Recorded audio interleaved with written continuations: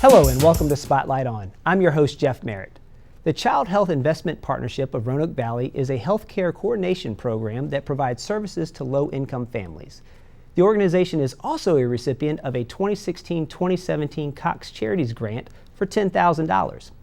Here to tell us more about the programs offered are CEO Robin Haldeman and Associate Professor of Biomedical Science at Virginia Tech Carilion School of Medicine, Dr. Denise Friedman.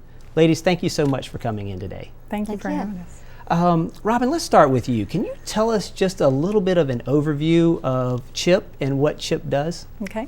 Well, CHIP stands for Child Health Investment Partnership. We serve about 1,000 children from 700 families a year and meet families where they are, literally and figuratively, in their homes, setting goals to help strengthen the family and support the children. We provide health care coordination, transportation to doctor's appointments, promote the health literacy of the parents so they understand their child's development and health and wellness, and get the children ready for school.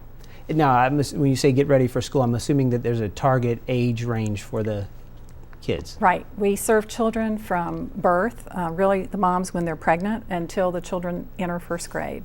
So we have a warm handoff to after-school programs. Excellent. And it's more than just the child. You mentioned the parents as well, education and stuff. It's very holistic, because to raise your child you need information and education and mentoring. So that's part of what we do, is help the parents understand their child's development and the importance of not using the emergency room and accessing health care for their child. Gotcha.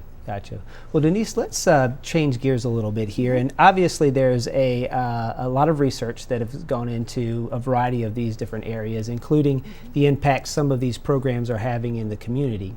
Can you speak a little bit more about that and tell us what we now know? Sure. As a researcher, I'm really excited to be able to work with CHIP, because we really want to understand how the things that we're doing in the community are impacting our families and what's working and what isn't. And when I first connected with Robin, I was really excited to see just how much data they have on these families, because that allows us to really get a rich understanding of what's happening.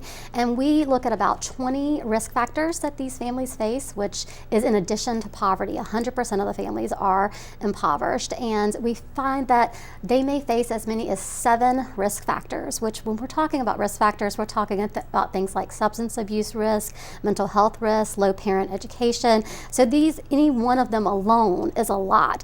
And so we were looking at how these kids are doing relative to other children, for instance, in the school system, because we really want to know, when they finish in CHIP, are we establishing them so that they are able to be on a level playing field with other kids? And so one of our studies that we looked at, specifically, we found that our children with chronic conditions are having the most trouble in school. That makes sense. They're doing a bit worse on their math SOLs, and that's one of the programs that we're trying to develop an intervention for right now. We also found that the more risk factors they face, the more problems that the children tend to have.